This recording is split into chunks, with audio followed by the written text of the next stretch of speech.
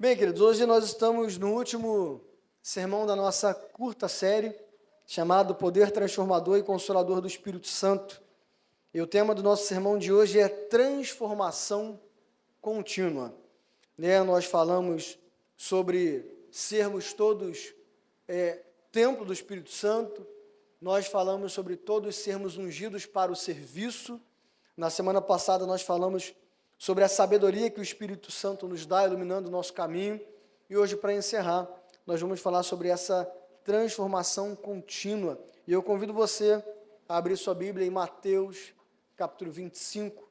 Nós vamos fazer a leitura dos versos 1 a 13.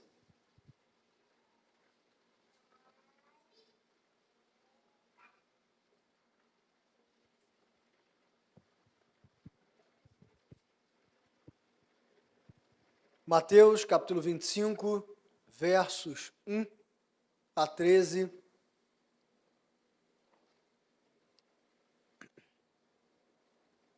Diz assim: O reino dos céus será, pois, semelhante a 10 virgens que pegaram suas candeias e saíram para encontrar-se com o noivo. 5 delas eram insensatas e 5 eram prudentes. As insensatas pegaram suas candeias, mas não levaram óleo. As prudentes, porém, levaram óleo em vasilhas, junto com suas candeias. O noivo demorou a chegar, e todos ficaram com sono e adormeceram. À meia-noite ouviu-se um grito. O noivo se aproxima. Saiam para encontrá-lo. Então todas as virgens acordaram e prepararam suas candeias. As insensatas disseram às prudentes: Dê-nos um pouco do seu óleo, pois as nossas candeias estão se apagando. Elas responderam: Não, pois pode ser que não haja o suficiente para nós e para vocês. Vão comprar óleo para vocês. E saindo elas para comprar o óleo, chegou o noivo. As virgens que estavam preparadas entraram com ele para o banquete nupcial, e a porta foi fechada. Mais tarde vieram também as outras e disseram: Senhor, Senhor, abra a porta para nós. Mas ele respondeu: A verdade é que não as conheço. Portanto, vigiem, porque vocês não sabem o dia nem a hora. Queridos, nós vivemos numa sociedade relativista, né? Uma sociedade que os conceitos fundamentais das coisas, eles estão sendo deixados de lado. Alguns historiadores, filósofos vão chamar a sociedade que a gente vive de uma sociedade pós-moderna. É o conceito que eles vão dar. E a característica principal dela é o egocentrismo, o individualismo. Então, nós vemos algumas características sendo pregadas aí fora. Não existe verdade absoluta, cada um tem a sua verdade. O amor é livre, o amor não prende, o amor não chama atenção, o amor deixa o outro fazer o que quer. Fundamentalismo é tolice. E dentro desse argumento, às vezes, nós vemos pseudos cristãos comprando essa realidade e trazendo para dentro da igreja. E às vezes, nós vemos cristãos sendo tentados por essa verdade, trazendo esse relativismo para a sua fé. E, reformados que somos, nós costumamos pregar sobre a segurança da salvação em Cristo. E muitas vezes, comprando esse argumento, nós confundimos, vamos usar um termo politicamente correto, sendo pós-modernos, nós confundimos a segurança na salvação com a relativização da graça de Deus. E nós barateamos ela e vivemos de qualquer jeito. Mas agora, Jesus, já no finalzinho do seu ministério, ele faz um dos 3 grandes discursos, e esse discurso que começa lá em Mateus capítulo 24, é chamado de discurso escatológico. Ou seja, o discurso das últimas coisas. E é um discurso repleto de advertências. Nesse discurso, Jesus fala sobre o princípio das dores. Nesse discurso, Jesus fala sobre a grande tribulação, fala sobre a sua volta, fala sobre o juízo final, fala sobre o julgamento, fala sobre salvação, fala sobre perdição, mas se nós pudéssemos resumir tudo isso numa palavra só, que foi inclusive dita nesse texto, vigiem. Jesus traz uma advertência sobre a seriedade de caminhar no reino de Deus. Isso é interessante.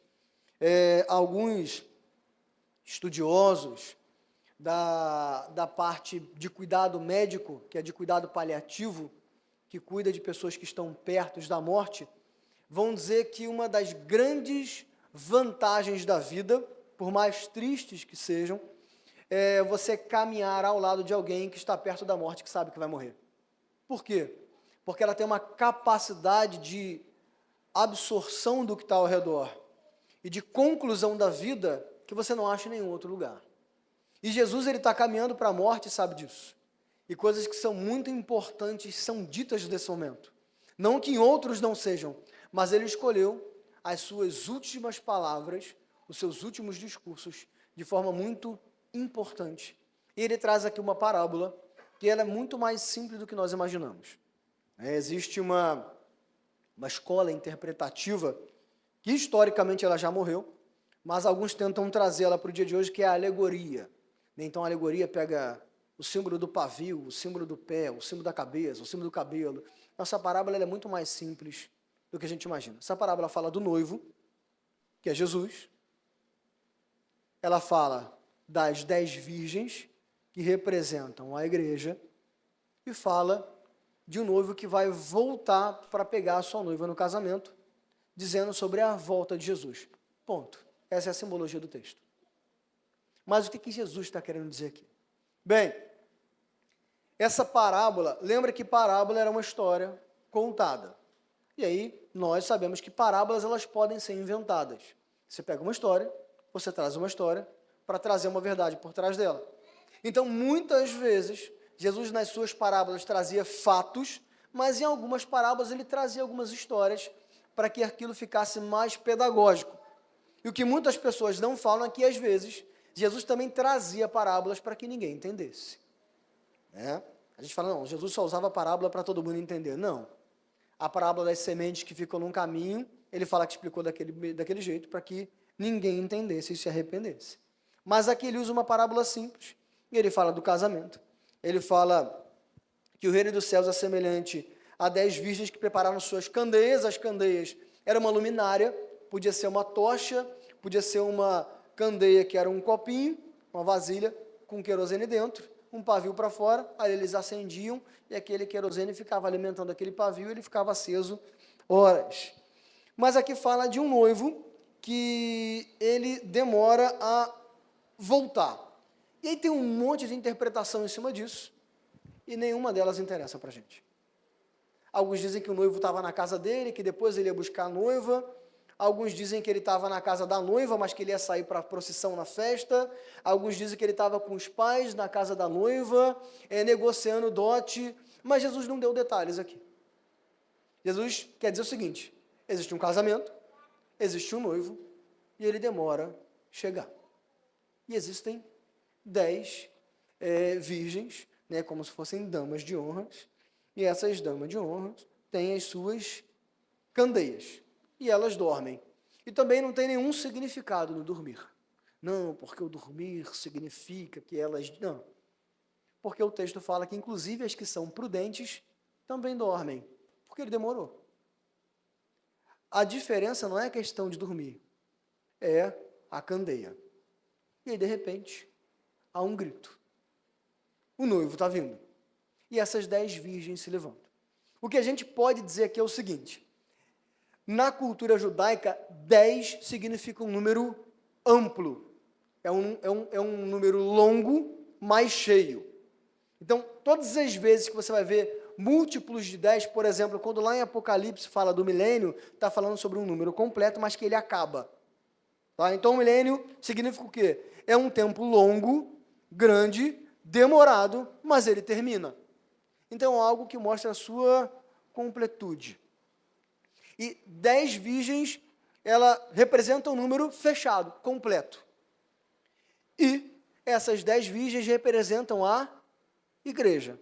Ao contrário do que Paulo vai desenvolver mais para frente, e de que alguns profetas desenvolveram no Antigo Testamento, a igreja representa a noiva, mas aqui na parábola representa as 10 virgens. E nós que somos reformados, nós acreditamos em dois conceitos de igreja. Nós acreditamos na igreja visível e na igreja invisível. O que é a igreja visível? Estamos aqui, as 4 paredes, Igreja Presbiteriana do Barreto, CNPJ, tem um pastor instituído, tem uma conta no banco, tem presbíteros, diáconos, hall de membros e visitantes. Essa é a igreja visível. Nós estamos vendo quem está aqui. Nós estamos vendo quem se batiza, quem ceia, quem não ceia, quem vem, quem não vem. Essa é a igreja que nós vemos. A igreja visível é a igreja real, a invisível. Porque dentro da visível, a Bíblia mostra para a gente que nem todos os que estão na igreja visível são de fato alcançados por Cristo e salvos. Mas dentro da igreja invisível, aquela que vai ser redimida, essa é a igreja real. E essas 10 virgens representam a igreja visível. Aquela que está todo mundo de bolo lá dentro. Elas são as damas, elas estão presentes no casamento e elas levaram a candeia, porque a procissão ia acontecer à noite e elas precisavam iluminar o caminho. E dentro da igreja também é assim.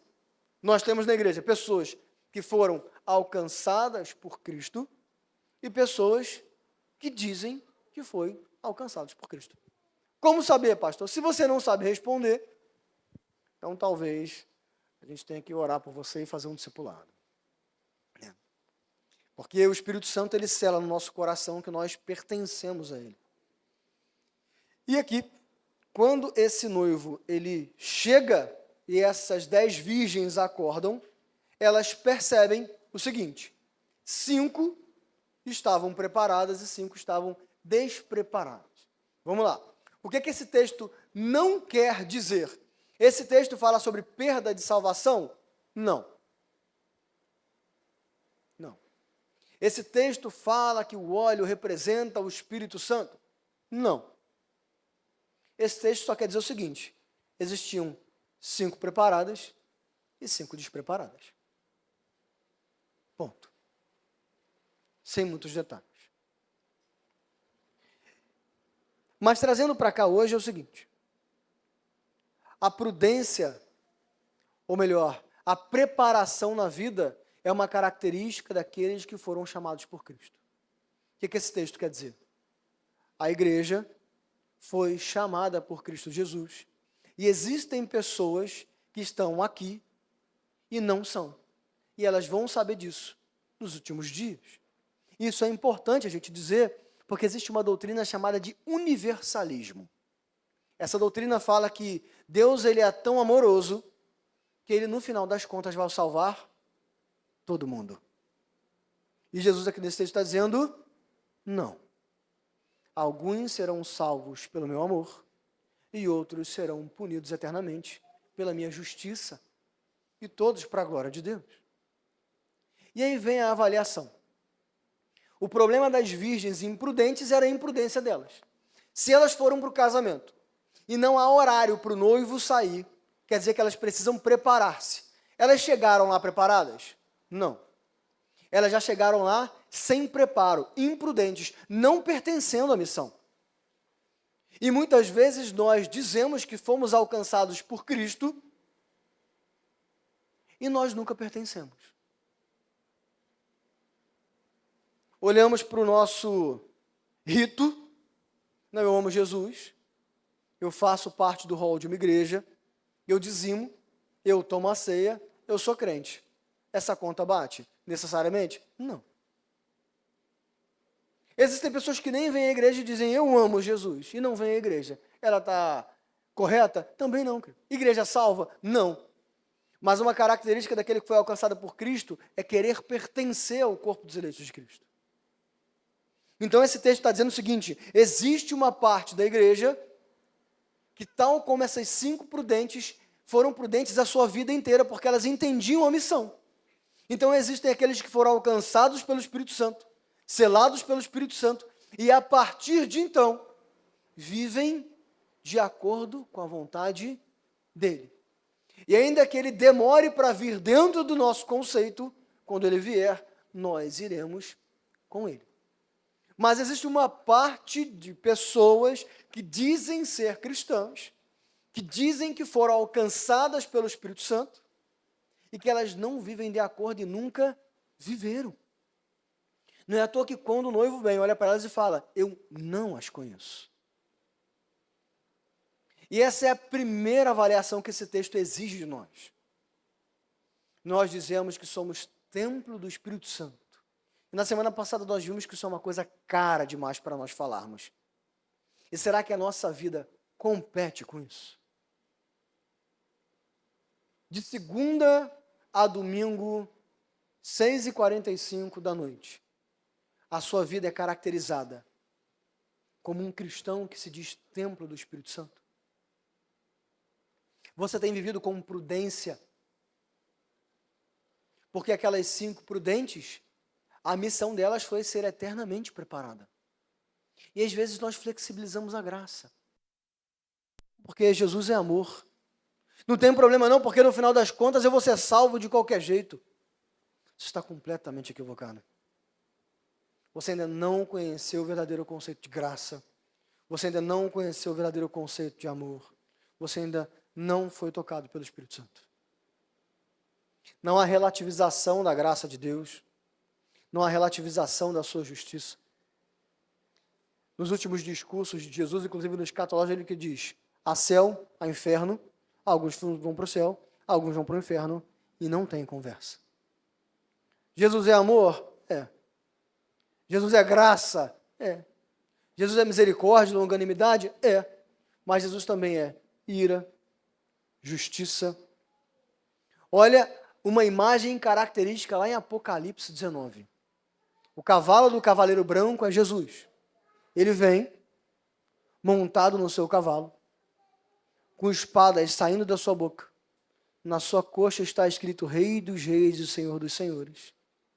E o seu cavalo está manchado de vermelho, de sangue. E nós achamos que é o sangue do sacrifício.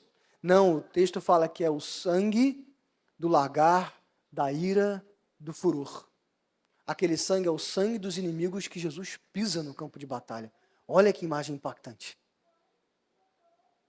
E a sua coxa esquerda está escrito Rei dos Reis e Senhor dos Senhores. A coxa esquerda era onde ficava a bainha da espada. Ele vem com a espada para ferir para a honra e glória do Rei dos Reis e Senhor dos Senhores. E nós, muitas vezes, vivemos dizendo que somos templo do Espírito Santo e nós esquecemos disso. Há um juízo, há uma consequência, há um julgamento.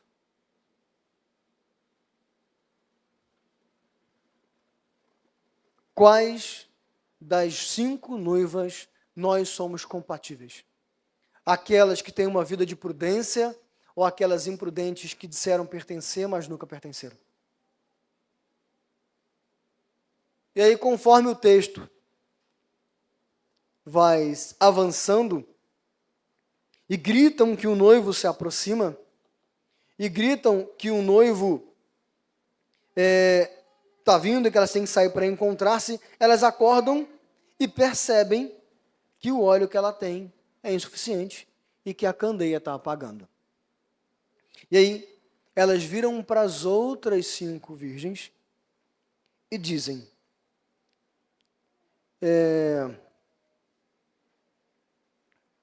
dê-nos um pouco do seu óleo, pois as nossas candeias estão se apagando. E elas respondem, não, pois pode ser que não haja o suficiente para nós. Vá e compre para vocês. E elas vão comprar, e não há tempo. E o noivo entra, e a porta fecha, e elas ficam do lado de fora. Na época do casamento, os casamentos eles duravam aproximadamente 1 semana. É por isso que o vinho acaba naquele primeiro milagre de Jesus. Era 1 semana de festa. E aí, por causa disso, alguns comerciantes ficavam em volta, para que se acabasse alguma coisa, ele pudesse vender. Sabe, quando na BR aqui chove, e de repente aparece 300 pessoas vendendo guarda-chuva, e dá engarrafamento, e aparece 300 pessoas com carregador de celular, bala, pipoca. De onde surgiram esses caras? Estão preparados já, irmão. Você que está moscando. Exatamente isso que acontecia na época. Eles sabiam que ia ter um casamento e eles ficavam em volta, com óleo, com remédios, com comida, para que eles vendessem. E é por isso que essas mulheres falam, porque a gente se pergunta, poxa, meia-noite, vão encontrar alguma coisa aberta? Vão por causa dessa cultura. E há algo interessante aqui, as mulheres dizem, nós não vamos dividir porque pode ser que não haja óleo suficiente. Compro de vocês. O que esse texto está dizendo? A salvação, ela é intransferível. Ela é individual. A relação que você tem com Jesus, ela é sua. E de mais ninguém. Não é o pastor orando por você toda semana no caderninho de oração que vai fazer a sua relação com Jesus ficar mais poderosa. Não vai. Não é sua mãe vindo à igreja e orando por você, intercedendo em casa, que você vai ter um livramento durante a semana e se você morrer, você vai ser salvo. Não vai, gente. Deus pode se valer desses artifícios? Pode. Para te alcançar. Mas não é isso que vai te salvar. Não é vincular-se a uma igreja local. Fui lá, vinculei, tenho o meu cartão de ponto, bato ponto, agora eu sou salvo. Não, querido. Não é isso. Não é aparecer na igreja uma vez por mês, não é dizimar, não é fazer caridade. Tem esse discurso agora na sociedade, né? Não, eu não contribuo com a igreja, eu já dou comida aos pobres, eu faço caridade, eu vou ser salvo. Vai? Não. A caridade é uma consequência daquele que foi alcançado por Cristo, tem um relacionamento vivo com Ele e com a igreja. É uma consequência, não é um meio. Então, não importa se você diz amar Jesus, não importa se nós dizemos ser um bom cidadão, não importa se nós batemos o nosso ponto na hora certa e não colocamos atestado no trabalho, não importa se a gente ajuda de vez em quando na festinha da igreja que nossa mãe pede, nada disso vai entrar para a conta, queridão. Nada. Porque só existem duas sentenças: culpado e inocente. Justificado e condenado. Não existe meio termo. Pessoas que não vivem para Cristo e fazem caridade, achando que vão ser salvas, é como um presidiário que sexta-feira à noite distribui comida para os moradores de rua. E ele vai continuar pagando a sua pena do mesmo jeito. Então, nós não podemos descansar porque nós pertencemos à igreja visível. Nós não podemos descansar porque nós achamos que somos bons cidadãos. Nós não podemos descansar porque nós dizemos que amamos Jesus e ouvimos louvor. Quem não conhece, né? Eu não vou na igreja não, mas eu ouço louvor quase todo dia de manhã. Conheço todos. E você vai descer os degraus para o inferno cantando louvores. Não adianta nada disso. O que caracteriza a transformação contínua daquele que foi salvo e alcançado por Cristo é a vida de constante e eterna prudência. Mas, pastor, eu conheço as doutrinas da graça. E as doutrinas da graça me asseguram que quando eu conheço Cristo, Ele nunca mais me desampara. Mas as doutrinas da graça também diz que quando você conhece Cristo, a sua vida a partir de então serve para a glória dele.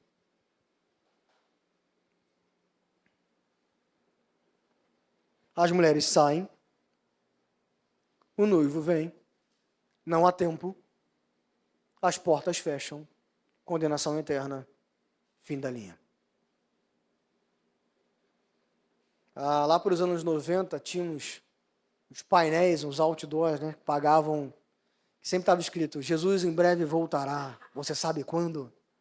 De vez em quando dava um medo ler aquilo, não é verdade, irmão?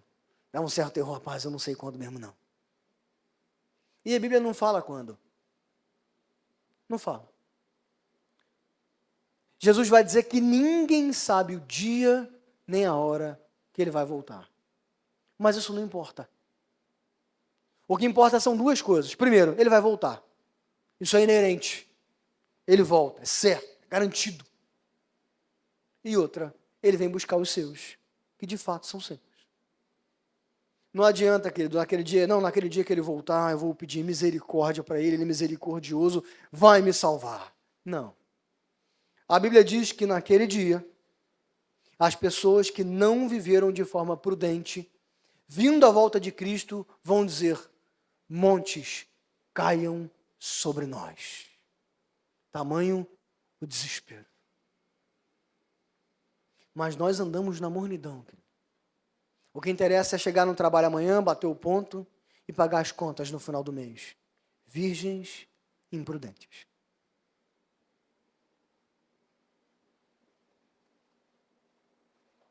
A cada dia que se passa é mais um dia, mas a cada dia que se passa também é menos um dia. E o relógio do juízo é imparável. Você pode voltar 5 minutos no seu relógio para não perder a hora. Você pode fazer cursos para otimizar o seu tempo, fazer um planejamento em gestão de projetos para melhorar os seus projetos daqui a 10 anos. Mas o dia do juízo vem. E quanto a ele você não tem o que fazer. Não tem desculpas, não tem projetos, não tem metas e muito menos feitos. Você vai estar diante do Pai e vai responder como prudentes ou imprudentes. Jesus volta a dizer no final: portanto, vigiem, pois vocês não sabem o dia e nem a hora. Jesus está dizendo o seguinte: vocês que são prudentes, que continuam vivendo para a glória de Deus. Agora vocês que dizem que pertencem, mas não pertencem, cuidado. Uma hora vai apertar a corda e não vai ter para onde você correr. Eu já falei isso aqui uma vez. Eu lembro quando eu era adolescente, um pai de um amigo meu me perguntou: Arthur, você prefere cair na mão do diabo ou cair na mão de Deus? Aí já dá aquela tremida, né? Você não sabe o que responder, né? Eu falei: na mão de Deus? Eu prefiro cair na mão do diabo, porque de diabo Deus livra, né? E se você cair na mão de Deus, quem te salva? Eu falei: rapaz, é mesmo, hein? Cuidado, Arthur. Eu fui ser pensativo, né? O dia inteiro sem falar, assim, quieto, introspectivo. Eu falei: Senhor, terrível coisa é cair nas mãos de um Deus irado. Mas nós não descansamos na ameaça. Nós não descansamos na demora. Nós não descansamos na nossa prudência. Nós descansamos porque, apesar de o dia estar findando e a noite estar chegando, e os tempos estarem cada vez mais escuros, por isso que ele diz aqui à meia-noite, a tendência é os dias ficarem cada vez mais escuros, nós sabemos que o sol da justiça vai despontar no horizonte e brilhar para sempre numa eterna aurora. É nele que descansamos. É por isso que nós conseguimos olhar para frente e nos mantermos firmes, porque o sol da justiça, que brilha para sempre, reina para todo sempre. E no dia que abandonarmos esse reino falho, quebrado, corrupto, nós viveremos num dia de eterna aurora, onde Jesus nos dará o nosso novo nome. E diante do grande banquete, nós cearemos diante do próprio Filho para sempre. É por isso a nossa prudência, é por isso a nossa vigilância, porque nós sabemos que a recompensa, o descanso é muito maior. É por isso que, apesar das tentações, do desânimo, das dificuldades, nós nos mantemos firmes, porque nós temos a certeza, ainda que à meia-noite, o noivo nos buscará. Amém. Amém. Vamos orar? Vamos baixar a nossa cabeça? Senhor Jesus, os dias são maus, Pai. A noite escurece, rumores de guerra e guerras estão cada vez mais latentes. Notícias terríveis surgem todos os dias. Quando nós achamos, Pai, que não há mais notícia ruim para vir, vem uma nova. Aqueles que não estão diante do Senhor se desesperam, mas nós sabemos que, apesar de triste, é sinal de que sua vinda se aproxima. Por isso, que nós nos mantemos vigilantes, prudentes, vivendo para a sua glória, Pai. E é por isso que nós vivemos com a expectativa do noivo que vem para as bodas do Cordeiro. Lamparinas continuam acesas, Pai. É por isso que nosso coração continua vigilante, temente ao Senhor. Porque nos agrada viver para a sua glória, Pai. Continue fortalecendo o nosso coração. Se há alguém desanimado aqui nessa noite, Pai, que os olhos dessa pessoa não estejam postos na tempestade, na noite, na demora da resposta, mas na certeza de que o noivo vem e ninguém pode evitar a sua vinda. Se há alguém aqui que não te conhece, Pai, que essa pessoa saiba hoje que os dias passam, as metas são alcançadas, mas o Senhor virá para julgar. Que o coração dessa pessoa seja quebrantado nessa noite. E que a partir de então, ela não viva, Senhor, dia após dia, mas que viva para a expectativa daquele que vem buscar a sua igreja e o seu povo. Essa é a súplica, Senhor, que nós te fazemos para a honra e glória de Cristo Jesus. Amém e amém.